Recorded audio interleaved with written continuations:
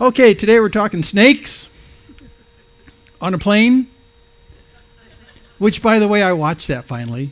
I think when Dorothy was out of town once, I thought, I'm going to watch Snakes on a Plane because she's not going to watch it with me. So I wanted to watch it to find out what it was about. It's about snakes on a plane. So we're not going to have those kind of snakes today, but we are going to have snakes that are concealed. And so today, again, here's your challenge. You're going to have to find out where the snake is in the story today. Okay. We have snakes. Now, snakes in the desert there, they're used to, that snakes are called asps. Asps. There's a certain kind of adder actually in the desert that protects itself from the sun by kind of wriggling in the first inch or two of sand, so it covers itself with sand for the entire length of its body. And the only thing that's sticking out is its little nostrils at the end and its little, whatever that thing's called, and it's sniffing the air. And you can't see them because they wriggle into the sand, and you could step right on top of them and not know it, and then just be surprised that you couldn't see that it was there, and then it'll strike up and get you. That's the standard snake that you find in the deserts, especially in southern Israel today, is that kind of desert snake. And the thing that's important to remember about that kind of a snake is that you will never see it before it hits you.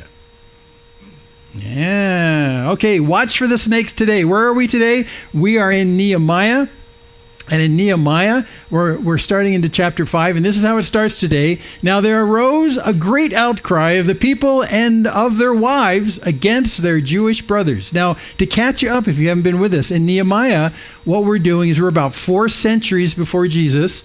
The nation of Israel has been released from its captivity in Persia, superpower of the world. They've come back to Israel. First, they built the temple to get the temple re-going, and then they started to build the walls. Nehemiah is all about building the protective walls, because the protective walls around Jerusalem is what kept all the raiders from coming in and oppressing them all the time. So to protect yourself from countries as well as hordes and warlords, the whole 9 yards, you need walls. Nehemiah is all about building those walls. Well, where we've gotten to through chapter 4 is that they have subdivided sections of the wall, and families and clans have adopted a wall. It was like an adopt a wall campaign, and they took a piece of wall or a gate and they fixed it. Well, now they're in the process here in Nehemiah of building up the wall. The gates are rebuilt, but the walls aren't high enough to really deflect an invading nation. So they're continuing to build those walls. So while we're continuing to build those walls, and it takes a lot of effort and it takes sometimes decades, they're working on this and working on it. Some internal struggles come up, and here's an internal struggle. Today, it's not going to be about our enemies who don't want us to rebuild the wall. It's about an internal conflict in the nation of Israel. So much so that it starts with chapter 5 saying, there was a great outcry. A great outcry.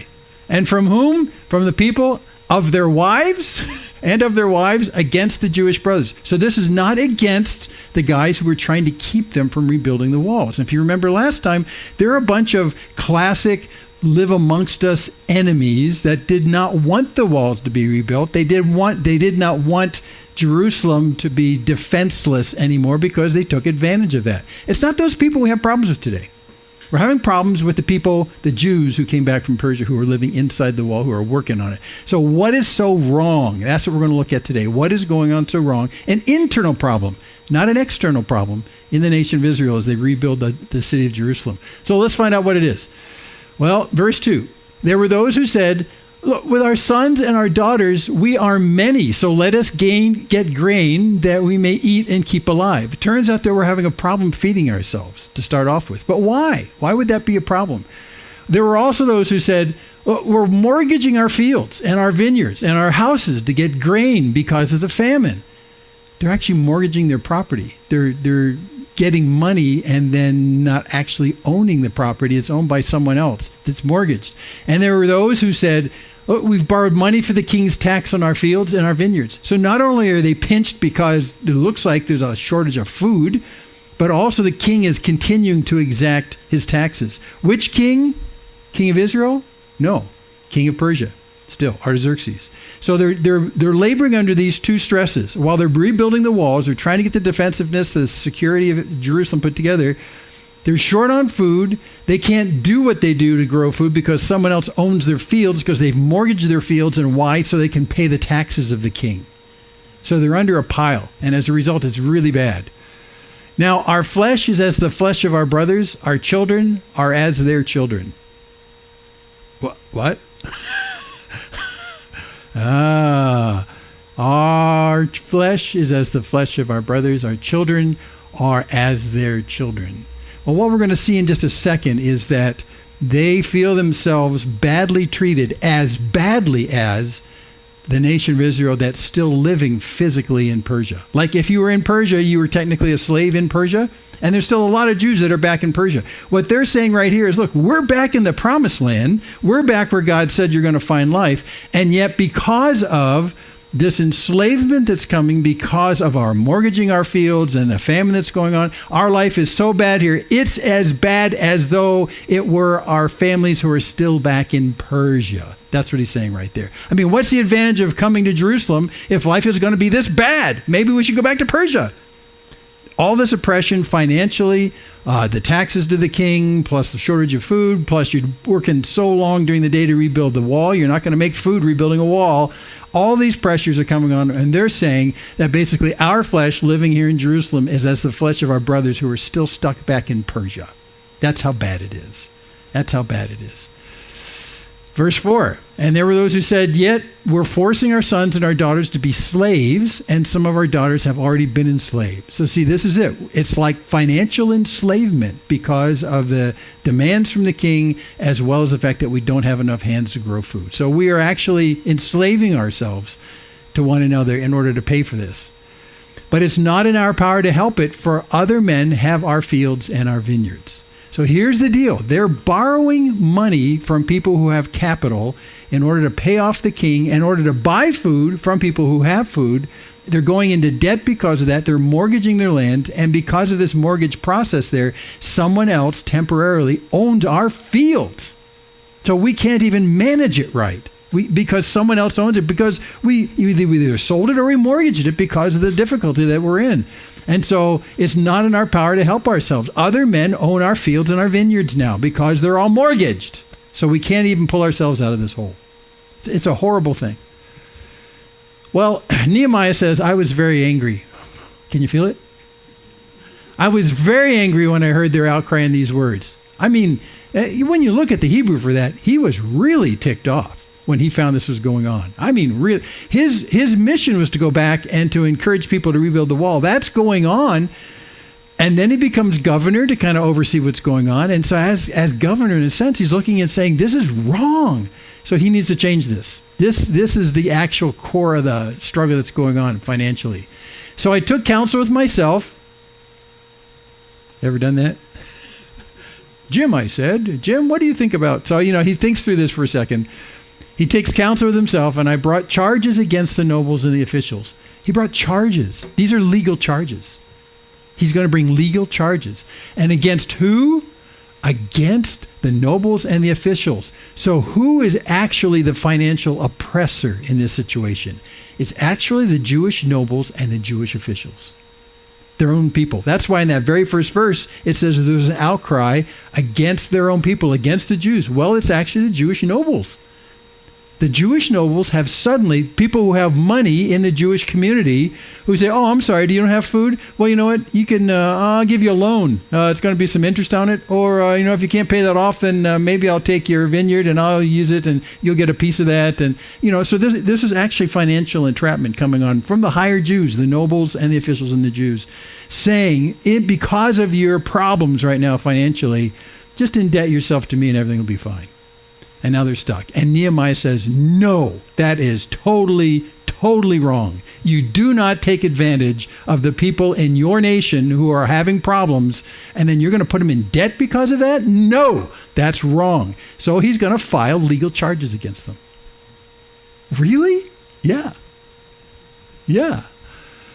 I said to them, you are exacting interest each from his brother. And I held a great assembly against them. And so he actually brought charges against them publicly in a great assembly. I read this, and it triggers a lot of fantasies I have about injustice in our world. about someone in power who comes out and says, that's just wrong. So we're going to have a public kind of trial about it, and we're going to do something about it because you're treating people poorly. You should not be doing this. Yeah, good for you, Nehemiah. He's the man. And I said to them, we, as far as we're able, have bought back our Jewish brothers who've been sold to the nations, but you even sell your brothers that they may be sold to us. So what he's saying is that every time we hear about a Jew who's actually taken into captivity, whether it's Assyrian, Babylonian, Persian, whatever it is, we have worked to buy them back out of that. Buy them back out of that slavery. And now what are you doing internal in the country? You're actually selling your brothers to the nobles and the officials. People like us. To us, he's saying, because he's actually a noble, because he's a governor. So look, here's the craziness. We worked so hard to free people from the enslavement to Persia, and now you're enslaving them to our own people. What are you thinking? What are you thinking? We've worked all this time to buy them back from slavery, and you're putting them right back in slavery right here, back in Jerusalem. What are you thinking? He's really mad. Well, they were silent and couldn't find a snappy comeback. Didn't know what to say, because he's totally right. He's totally right. Throughout our generations in Israel, it's been our purpose to free our brothers and our families from the oppression, the slavery of the countries that took them by force and enslaved them. And now you are enslaving each other internally to the nobles in Israel. That is 100% wrong. That's wrong. That's wrong. So I said, Captain Obvious, the thing that you're doing is not good. It's just not good. You should not be doing this. Ought you not to walk in the fear of our God, to prevent the taunts of the nations, our enemies? The taunts of our nation. So, they'll say, the enemies will say, well, you used to be slaves of us here in the Medo-Persian Empire, and now in the grace of our king, we let you go back home so you'd be free. Be free, little Israel. Go back and rebuild your temple in Jerusalem. Be free. Go back and rebuild your walls so you'll be secure. Yes, be free. Be secure. And now you go back there and enslave one another. That's what the nations are going to say. They're going to taunt you and saying, you guys are all messed up. You enjoyed the freedom of coming out of the slavery of the Medo-Persian Empire, and now you're enslaving each other. What are you guys thinking? Your God must be whacked out if that's what you do to each other. So you were suffering under the oppression of foreign kings like the Persians, and now you're suffering under your own internal kings, your nobles and officials. You guys aren't any better than us. See, that's what they're going to think. And that's what Nehemiah is saying. You're giving God a bad name. They're going to taunt us and say, your society, your culture, your God isn't any better than ours. You're enslaving each other. Good job. You're just like everybody else. Not good. So I said, moreover, I and my brothers and my servants are lending them money and grain. He says, he's kind of a rich man as a governor. We're loaning them this stuff ourselves, and we're helping them. But he's not doing it for an interest. So look, let's abandon this exacting of interest. Let's abandon the exacting of interest. Help one another, yes. But the interest thing, that's wrong. That's just wrong. So I said, return to them this very day their fields, give them back, their vineyards, give back their vineyards, their olive orchards, and their houses. All the things that you put into your control and your ownership temporarily because they were paying you back and you're using it as a mortgage, basically, give all that stuff back to them. Just give it back to them. It's not yours, nobles and officials. It's not yours. And give them back the percentage of money, whether that's in grain or in wine or oil that you've been exacting from them. Give it all back.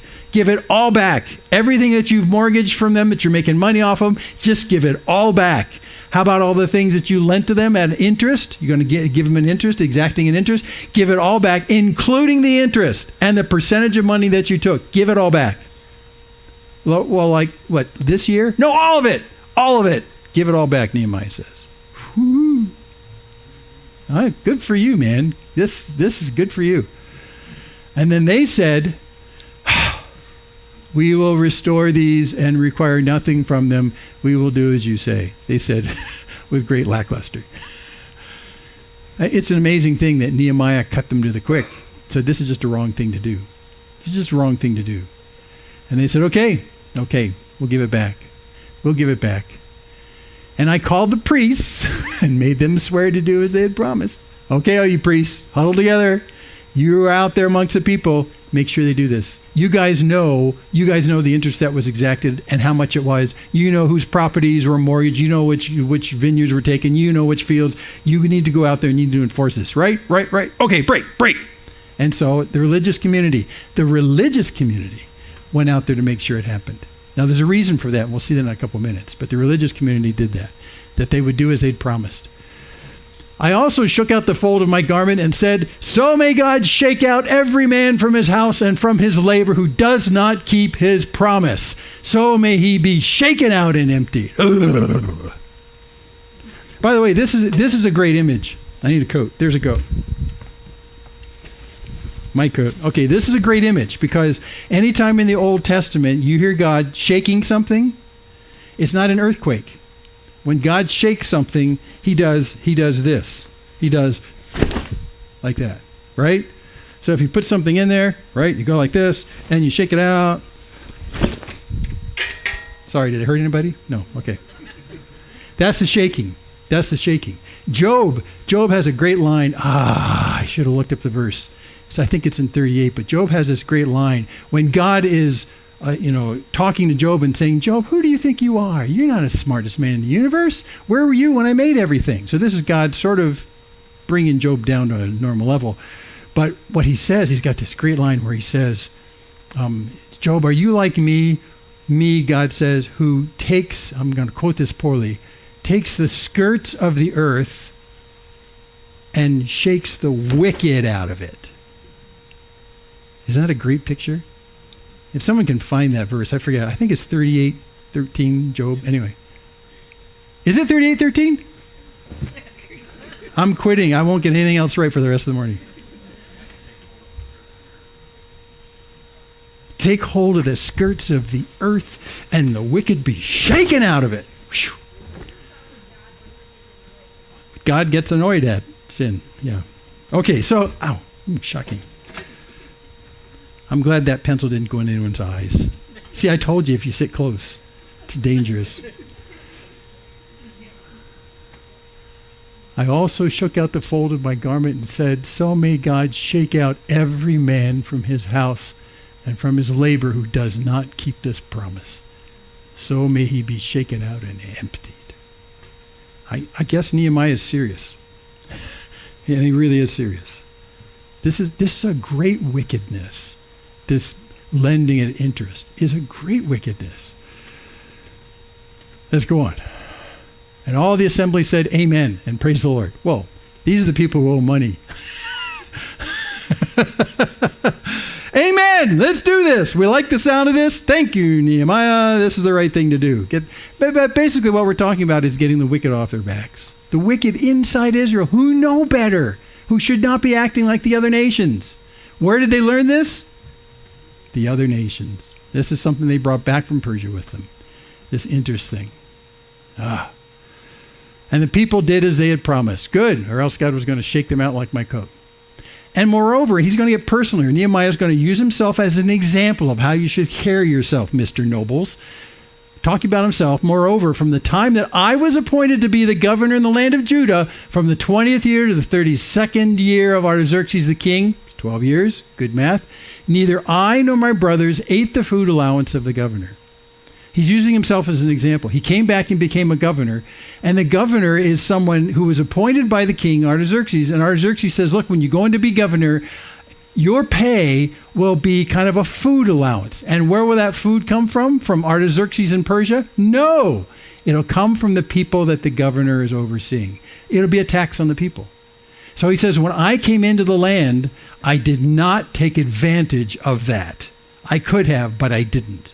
Neither I nor my brothers ate the food allowance of the governor. So the food allowance would be the king, Artaxerxes, Or the governor would say, look, I'm giving you a public service being your governor. You owe me so many goats or so many oxen or so many, bushels of grain. So, that's the tax. It's basically what you grow. You owe that to me. And Nehemiah says, I never took a piece of that. Not one thing. I didn't do it. So he's using himself as an example. And he expands that a little bit. Look, the former governors who were before me, they laid heavy burdens on the people, took from them for their daily ration 40 shekels of silver.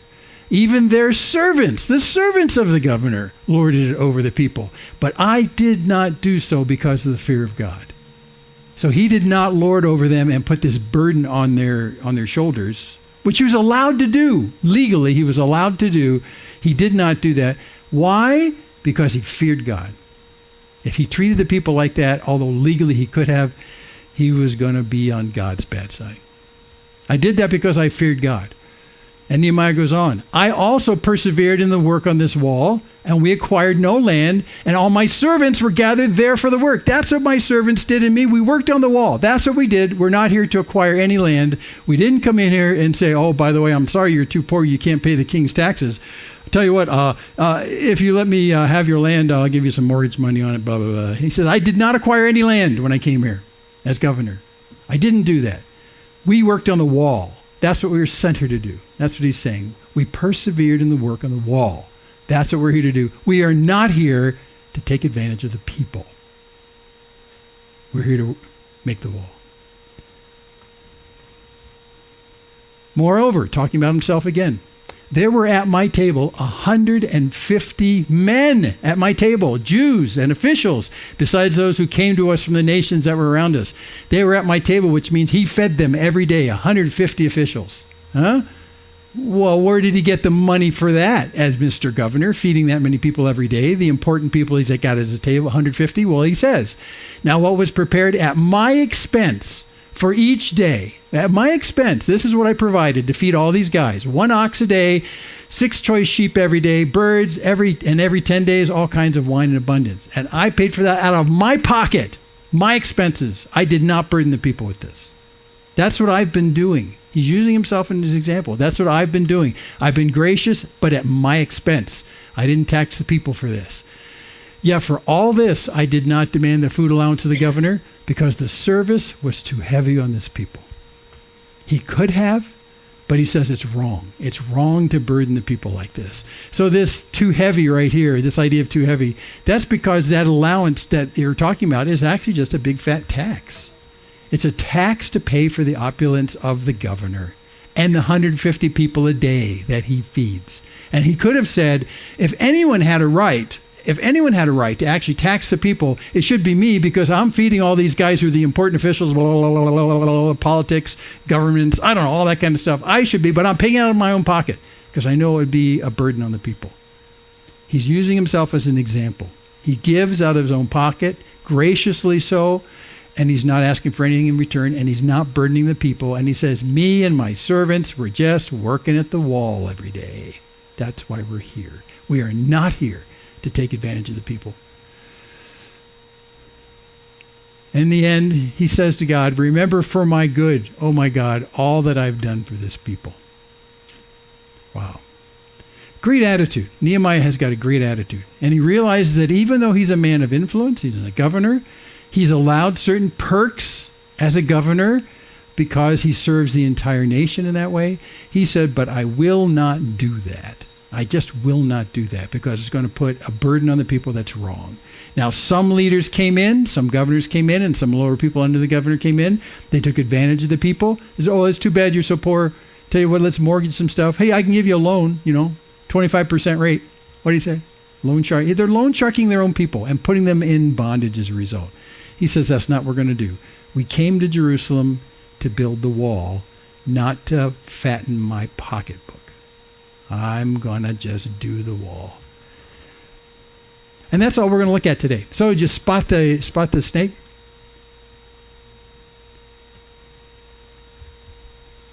Let's spot the snake. Okay, let's make some summary observations about this first. And this is really important. Really important because we're all involved in loans today. Sometimes we loan to other people. Many times we're involved in loans to banks and stuff like that. What does God say on a larger scale about loans? Because it sure seems like Nehemiah came out very against it and said that he was actually sinning. Could he be sinning by doing loans? Well, let's take a look at Scripture and find out what's going on. The dictionary says a loan is a thing that's borrowed, especially a sum of money that's expected to be paid back with interest. With interest. By the way, before you sign up for the next credit card that you get something in the mail for, better check the interest rate on it. I got one last week and the interest rate was 35%. 35%. And I dropped it like it was on fire. Whoa, whoa, whoa. Okay, let's look at loans. In general, here's the idea. It's a sin to exact interest. Well, not always, and we'll qualify that in a second, but in this particular case it is. It's a sin. Prove it? Prove it. Deuteronomy 23:19. You shall not charge interest on loans to your brother, interest on money, interest on food, interest on anything that is lent for interest. You shall not. You shall not. Now, the key here that makes this operative is the fact that it's a loan to your brother. Okay, because Israel's allowed to give loans to foreigners, to loan your money out at interest. But when you're talking about inside the nation of Israel, no interest. You do not exact interest internally.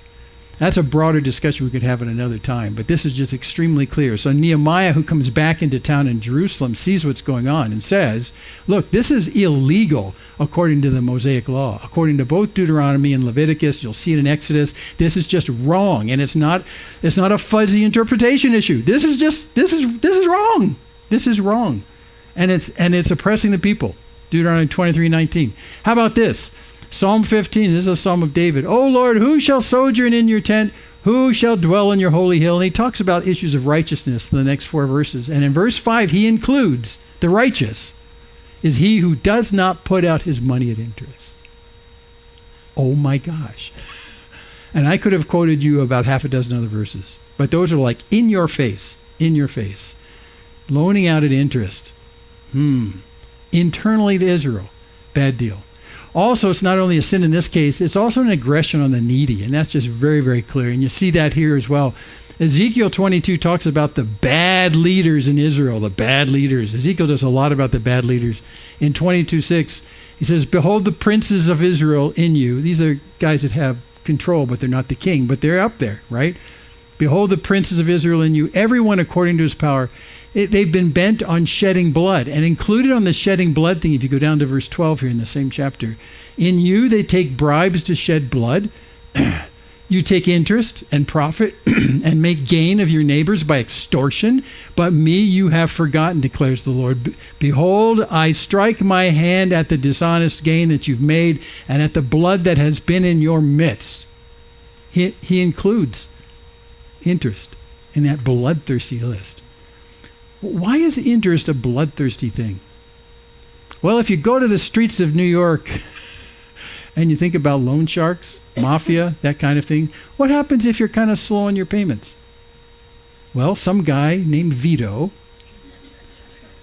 he was my chief enemy when I was in school. Vito would come to you and he'd tell you how much he's really disappointed in you. And the disappointment grows to an actual threat that if you don't pay, we're just going to kill you. Or maybe kill your family one at a time. It ends up, when you're trying to exact from someone who's poor to start with, that's why they took out the loan, and you're trying to exact the money from them at that point, the only way you can force them to pay it back is if you threaten blood. This is what happens. There are no nice guys when it comes to exacting interest. What happens if the bank says, oh, we're really disappointed in your payment schedule? That mortgage that you took out on your house, no, you haven't been paying that mortgage payment. What does the bank do? They take your house. And what happens if you refuse to move out of your house? They send the police, and the police have guns.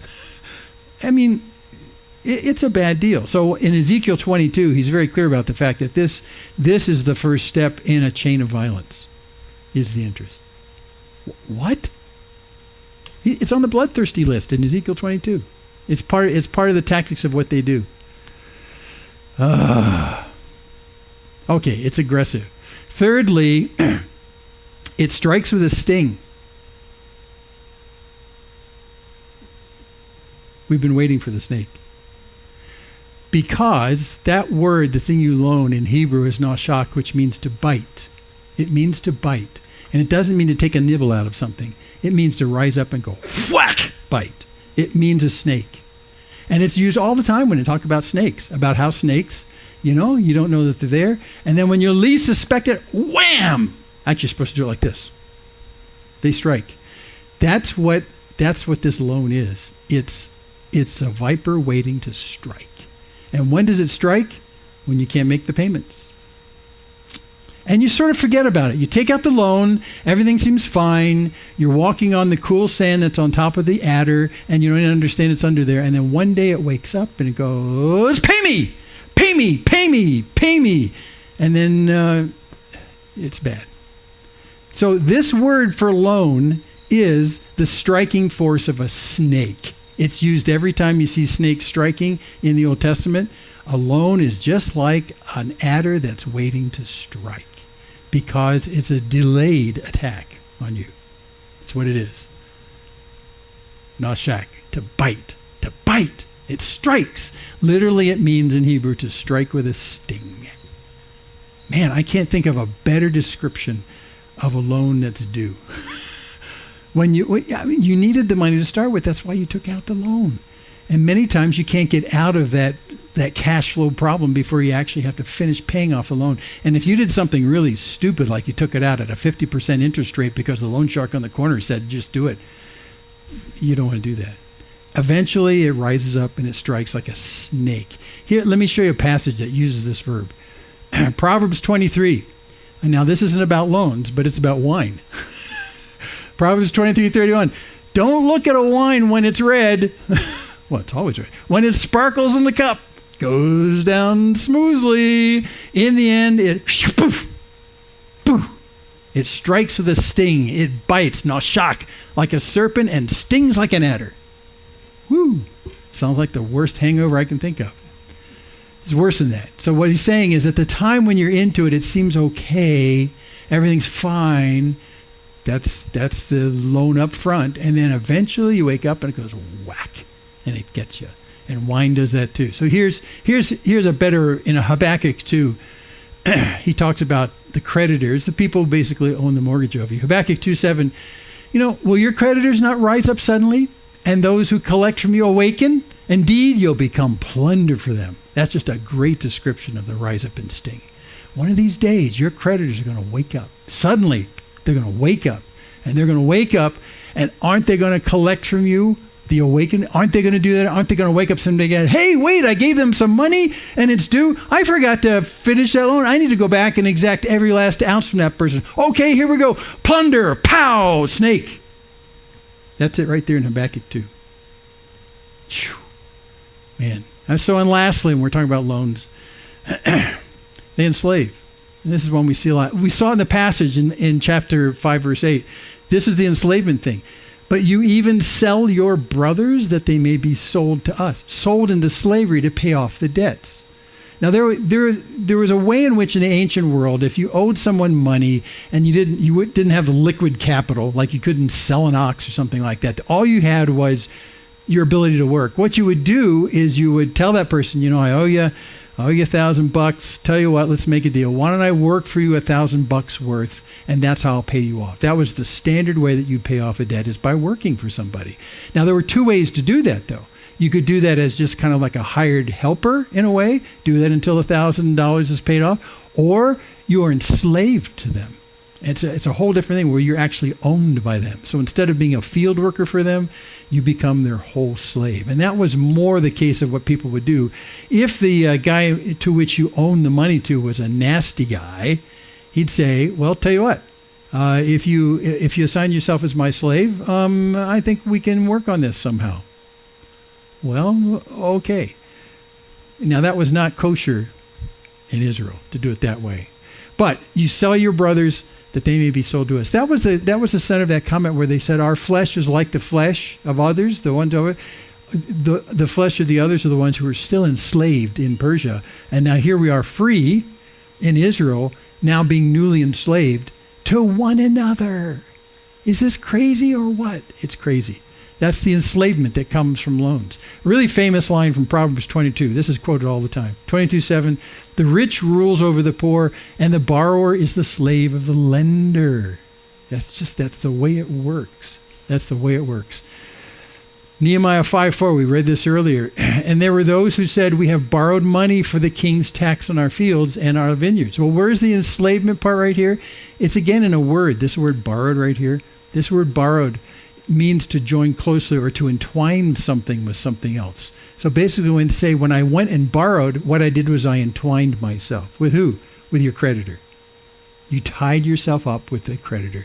You got really close and you joined yourself very closely to your creditor. It's a bad deal. I'm now tied to them. Enslavement is that. Become tied to them. Okay. Let me do a flip side discussion here really quick. Let me show you the way things are supposed to work, and let me show you a larger passage in terms of people in need, and yet you have the capital or you have the equipment to help them. And it comes from Leviticus 25. And this is more healthy. 25:39. If your brother becomes poor beside you and sells himself to you, you shall not make him serve as a slave. Okay, this is paying back with labor. Verse 40, he shall be with you as a hired worker and as a sojourner, as you would treat a stranger. He shall serve with you until the year of the Jubilee. We'll talk about that in a second. And then he shall go out from you, he and his children with him, and go back to his own clan and return to the possession of his fathers. For they are my servants, whom I brought out of the land of Egypt. They shall not be sold as slaves. So what's he saying? Well, what he's saying basically is if he offers to work off his debt by working for you, do that, but treat him like a hired worker. Don't treat him like a slave whose lives you control totally. That's the wrong thing to do. That was the norm in the pagan cultures at the time, was to turn people into slaves to pay off debts. So that's what you do. And then this year of Jubilee thing, what is that all about? Wow, this changes the picture quite a lot when you think about debts. Because the rule was every 7 years, the debts are all forgiven. 50 years? 50 years, yeah. The debts were forgiven, okay? So in the forgiving of the debts, wouldn't you rather make a loan near the beginning of that period, not the end of that period? Because at the end of that period, it's just going to get forgiven and you'll lose it. So there's also a passage here in Leviticus where it talks about the fact, don't play that game. Don't play that game.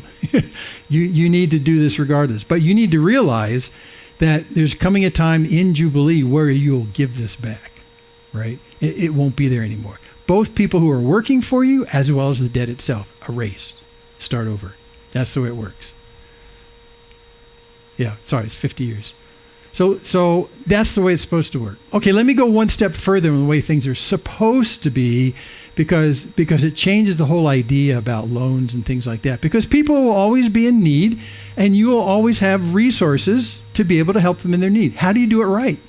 If I can't charge interest, how do I do it right? And this is, I'm going to change the word loan into the word lend. Now, I know your banks use these words interchangeably, but there is a semantic difference, and you see it in the definition here. To lend is to grant to someone the use of something on the understanding that it will be returned. But there's no interest involved. There's no interest. The ownership still stays yours. Like if someone says, hey, my car broke down, can I borrow your car to go to work today? I'll go, sure, you lend it. But that doesn't mean you get to keep the car.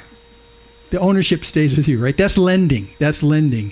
So that's why I get a little miffed when I see banks saying, we're a lending institution. No, you're a loan institution.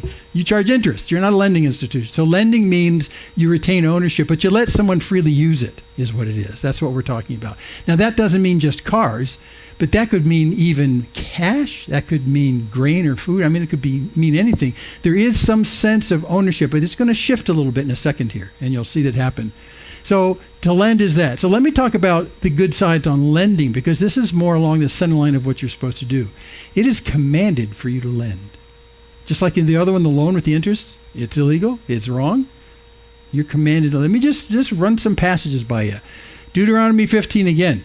If among you one of your brothers should become poor in any of your towns within your land that the Lord your God is giving you, You shall not harden your heart or shut your hand against your poor brother, but you shall open your hand to him and lend him sufficient for his need, whatever it may be. Whatever it may be. Whatever. So he's saying, look, you are all in the land of promise. God gave this to you and your ancestors. And since you're here, if someone's in need, you need to open your hand and you need to help and you need to give it to them. You need to lend to them if they're in need. That's what you need to do. There's no mention in the wording right here about interest at all. But you need to be free about that. Also in Deuteronomy 15, verse 11, there will never cease to be poor in the land. Does that ring a bell? Jesus said that. You'll always have the poor. Remember that? He's quoting from here. You'll never cease to be poor in the land. Therefore I command you, you shall open wide your hand to your brother, to the needy, and to the poor in your land. It's just commanded. You need to do this freely. You need to do it freely. And one more, Matthew 5, give to the one who begs from you and don't refuse the one who would borrow from you. Okay, so there really is a sense in which we are called to be givers and lenders in everything that you have charge over. Okay? Let me go on and look at a couple other things. We're blessed when we do it. You know, it's better to give than to receive. That's not what I'm talking about. That's not what we're talking about. Look at this. Look at this. Deuteronomy 15, that same chapter. You shall give to him freely, and your heart shall not be grudging when you give to him, because for this the Lord your God will bless you in all your work and in all that you undertake. So the word bless in that verse there, isn't just kind of a fuzzy happiness. It's the fact that God blessed you, the production on your land.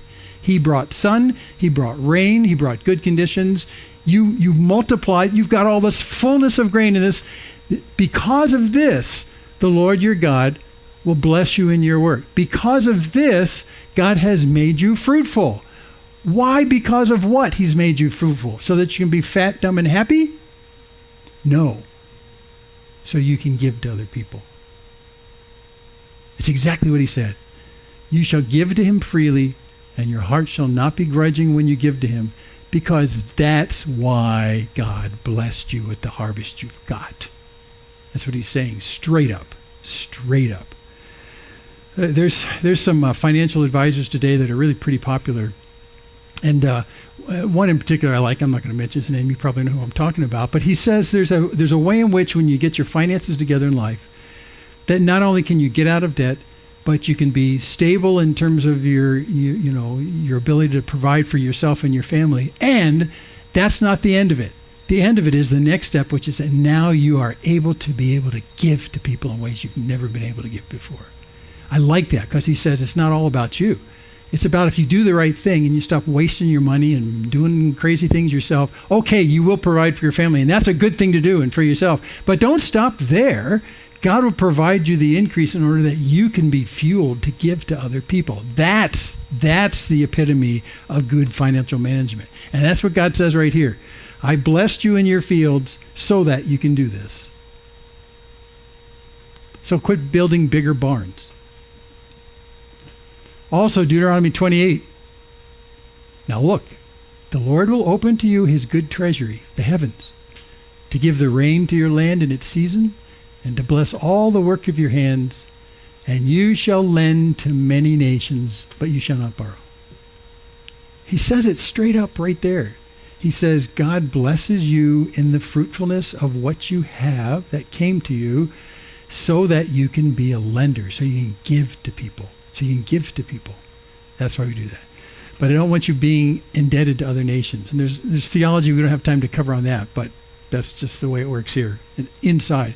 He's making a distinction right here is the fact that it's not wrong to lend, and in another case, it's not wrong to lend at interest.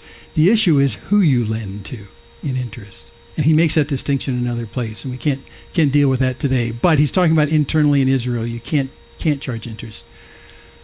Third, this kind of lending where you retain the ownership eventually turns into giving. And when you talk about the year of Jubilee, that's just definitely true. It's just definitely true. I've run a couple of those. And In the end of every 7 years, you shall grant a release. And this is the manner of the release. Every creditor shall release what he's lent to his neighbor. He shall not exact it of his neighbor, his brother, because the Lord's release has been proclaimed. So this is the 7-year release, not the Jubilee release. But it's the same thing. I mean, you see what happens? You give someone a $1,000 loan at the beginning of the 7-year period, and he tries to pay it back. And what if he only pays back $200 of the $1,000 at the end of 7 years?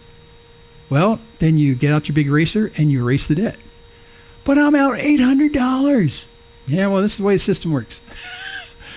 What if I give it to him in year 6.5? He's not going to pay me back $1,000 in 6 months. What do I do with the day of release? Well, you get out the big eraser and you erase it. Well, then I might as well just have given it to him. Yeah. The whole issue of ownership on this asset is something that God's trying to kind of wean us off of. Ownership on the asset. To be a giver, it's not wrong. It's not wrong to give to someone an asset, whether it's money or a car or a house, or whatever it is, and to say, I really do expect this back. I need this back. There's nothing wrong with that. But God's saying, you want to go the next step? Go the next step where you lend that stuff out and say, if you can't pay it back ever, it's okay with me. It's okay with me. What? That's just crazy talk. That is crazy talk. But it's not really crazy talk. That's God talk.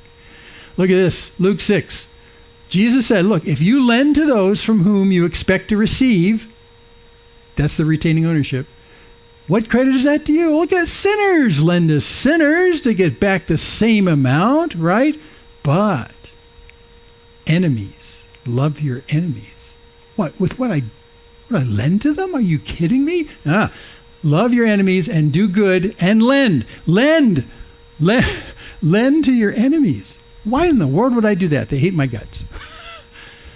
I'll finish reading it. And lend, expecting nothing in return, and your reward will be great, and you'll be sons of the Most High, for he's kind to the ungrateful and the evil.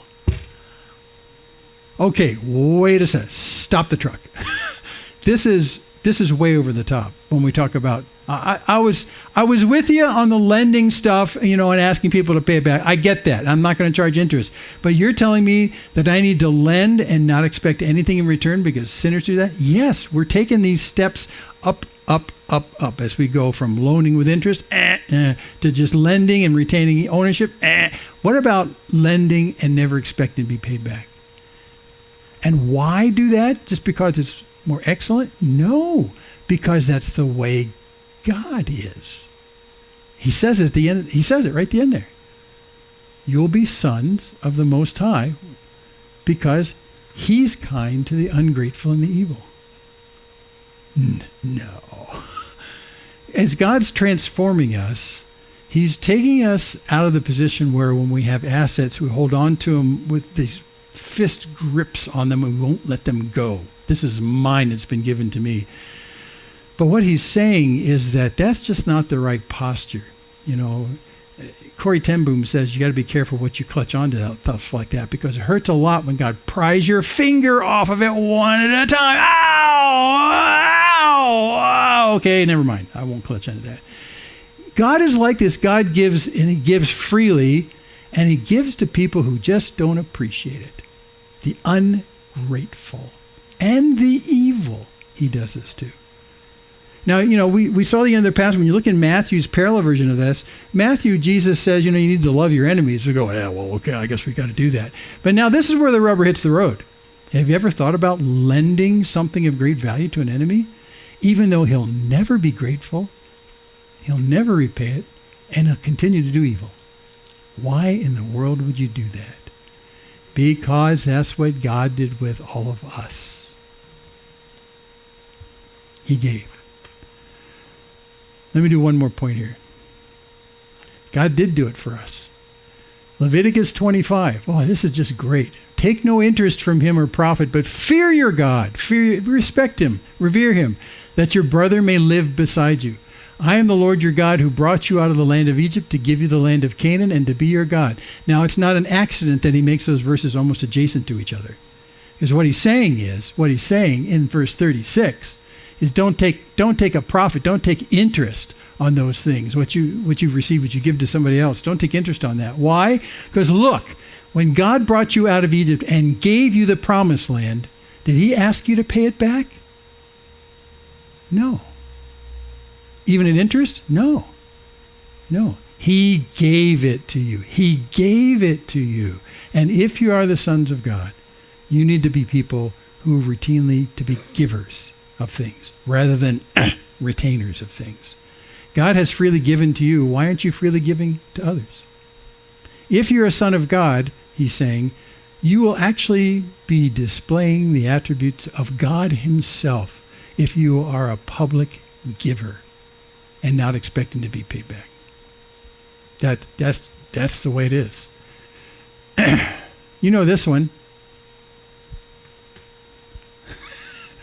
That's part of the Lord's Prayer, by the way. I don't think I've ever read that like that before. Yeah. Forgive us our debts as we've forgiven our debtors. Okay. Yeah, see, this is the way God makes it. He makes us to operate like he is, so that in this unusual supernatural reflection of God's heart as we give and don't expect being paid back, when we forgive debts, people go, well, I don't understand. Why would you do that for me? I'm not even your friend. In fact, in a way, I'm sort of your enemy, in fact. No. Matthew 6, there it is in the Lord's Prayer. Forgive us our debts as we forgiven our debtors. And how about this in Matthew 18? So he tells this story. You know this story really well, so I'm not going to show you the whole thing. The kingdom of heaven may be compared to a man who wished to settle accounts with his servants. Remember this? And so the king brings in this guy who owes him a ton of cash. And when you figure out the modern equivalent, it's like a ton of cash. Owes him a ton of cash. And then he goes, oh, I can't pay this back. This is really horrible. And I don't know what I'm going to do. And the king says back to him, he says, okay, listen, I hear what you're saying. Debts erased. Huge. More than a lifetime of income. Huge. Erased. And then, right? It turns out, let me see what I got next. Oh, yeah. So this is what happens. Out of pity for him, the master says to the servant, he releases him, forgave him the debt, right? So we know that part of it. But then the servant turns around, goes and finds guys that owe him money, much smaller amount of money, tiny sums of money, finds them, exacts them paying it back, right? It doesn't even mention interest necessarily, but he gets kind of brutal about telling these guys to pay back the money that they owe him. And then the master finds out about it and says, dude, what are you thinking? Well, dude's not in the Bible, but what are you thinking? I forgave you so much of that cash, and then you turn right around and you exact these other guys to pay back you what's like a pittance in comparison. What are you thinking? You don't really love the forgiveness of debt because you're exacting it back on someone else. You just like that it benefited you then. And at the end of the story, he says, and should you not have had mercy on your fellow servant as I've had mercy on you?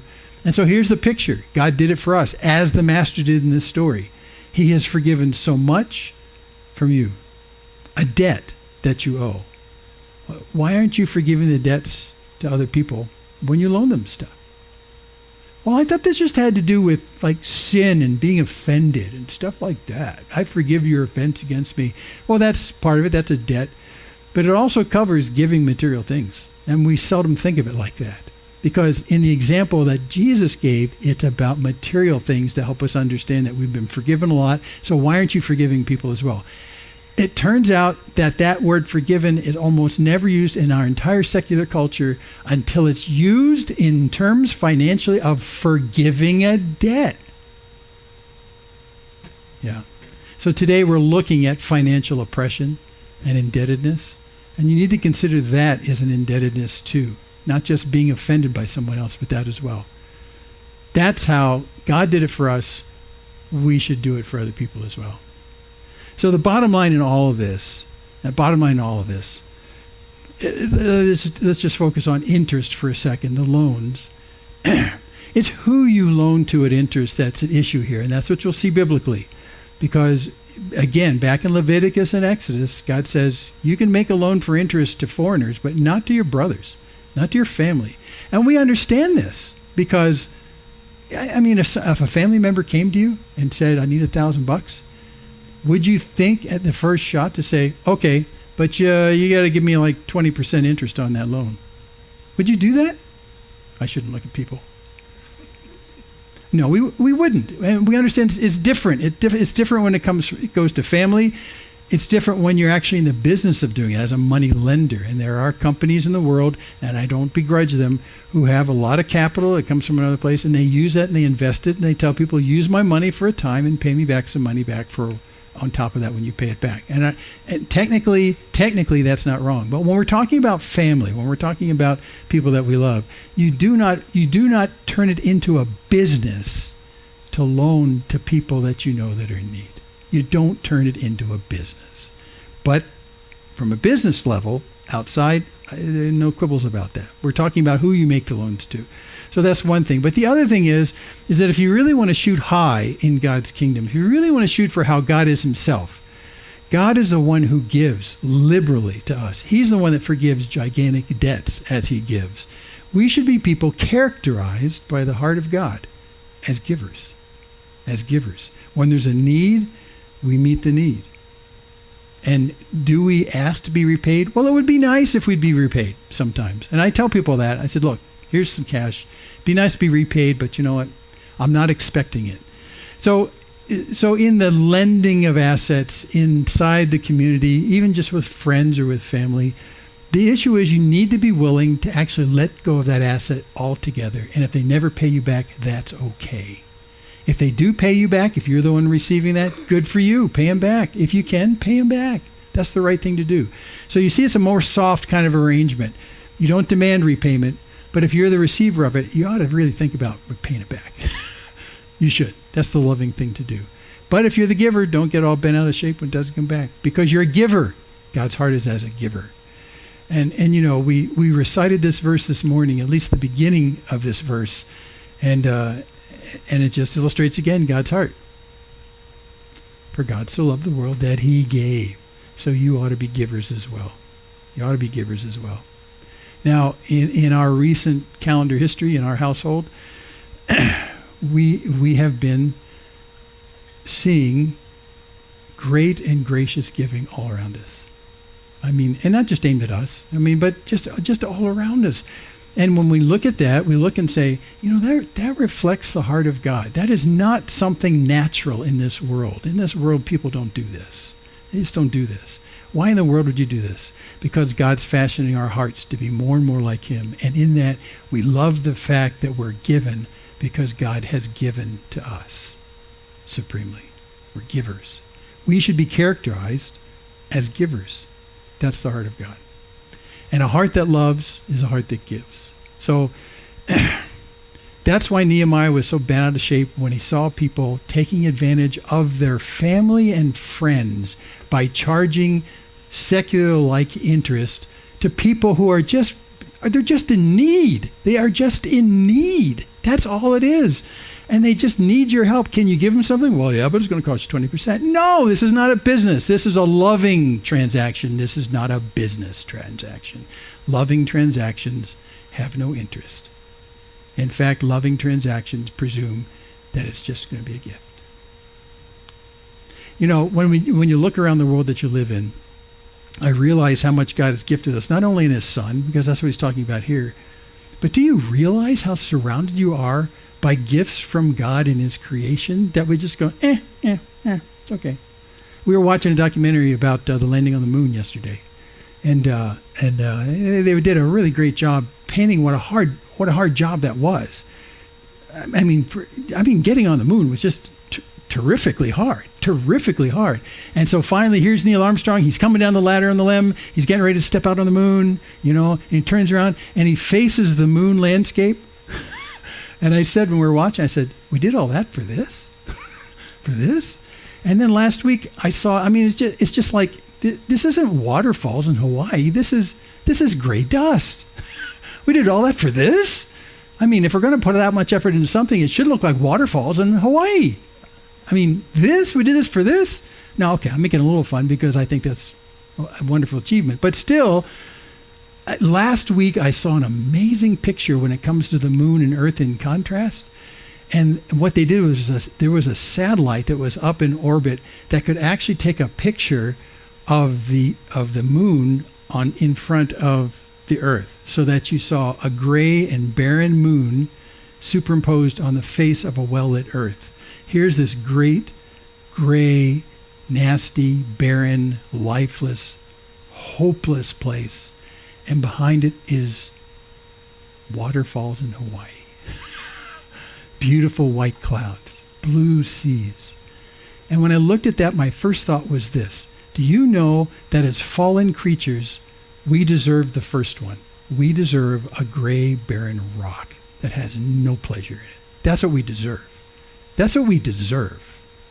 But God, as the gracious creator who loves us tremendously, who can't stop himself from giving, gave us this place. He gave us waterfalls and mountains and snow on the mountains. And I mean, he gave us this place that we just so routinely look at and go, that's nice. These are God's visual gifts to us constantly. Even the gifts of the people he surrounds us with, like some of the people in this room. Well, some of the people in this room. We're really good friends. I mean, it's a great blessing what he does and do that. And we go, well, yeah, that's just, that's the way it is. The more you understand what life is like in foreign countries that are oppressive toward the gospel, you realize, wow, this is just a tremendous gift. Oh yeah, well, this is what we do. You just take it for granted. You don't realize it. You are totally surrounded. You're totally surrounded by an entire display of God's gift toward you. You ever seen a sunset? Do you like it? Yeah. Gift. Okay. Ever been to the beach, heard its roar? Oh yeah. Gift. Ever had a friend who did something even in a small way that's kind to you? Gift. You're surrounded by gifts. Because God is a God who loves to give. We deserve the gray powder of the moon, but in God's gracious love to us, he gives. And in those same landscapes that you find yourself that feel like the gray surface of the moon, feels like there's no hope, feels like there's just nothing to take advantage of, there's nothing to be happy about, you are God's gift in that moment to be the waterfall in Hawaii for that person on a gray moon of existence they're having right now. You're a giver because God's made your heart that way. A giver that doesn't expect in return. That's why when we look at God, we say you're beautiful in every respect. We see your face in the sunrise. We see the colors in the morning. The world awakens, and we realize that we're surrounded by the loving kindness of God that does not stop. He does not stop giving. And we thank him for that. And that's what you should be in the lives of others. A giver that can't stop yourself. Okay, let's pray. We'll be done here. Father, we thank you for your scripture. We thank you how it convicts our hearts and it encourages our hearts. It draws our hearts into the very character of your heart. And Lord, if it wasn't for the fact that you were a giver, we would be hopeless. We would have no future. And all we could expect would be the airless, gray, powdery existence of a moon landscape. That's what we deserve. But in your great love for us, you gave your Son. And you give to us life. And you surround us with daily reminders of that life and of the giving God that we have come to know. And so, Lord, we give thanks to you because you are good and because your loving kindness just doesn't stop. It's everlasting. We are so blessed to be yours, and we thank you for calling us to yourself now in Jesus' name. Amen.